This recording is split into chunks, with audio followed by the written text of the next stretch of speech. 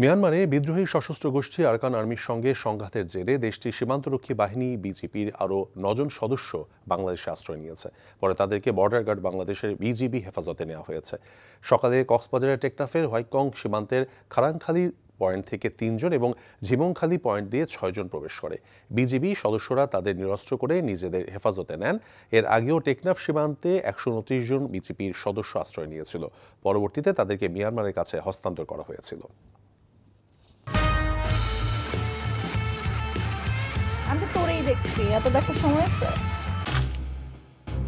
আমরা 5 বন্ধু। কি হয়েছিল পিহু? মায়া হার্বাল কোকোনাট অয়েল নিবেদিত টেলিফিল্ম, ঝরা পাতায় দ্রষ্টব্য। আমার খুব ভয় করছে দোস্ত। আমাদের কি ফাঁসি হবে? সবকিছু এখন কিন্তু হতে পারে। রচনা পাভেল ইসলাম, পরিচালনা এহসান এলাহি বাপ্পি।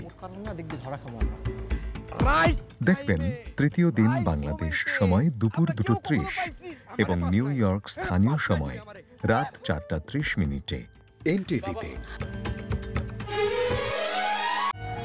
মায়া হার্বাল কোকোনাট অয়েল, চুল পড়া রোধে পার্মানেন্ট সলিউশন।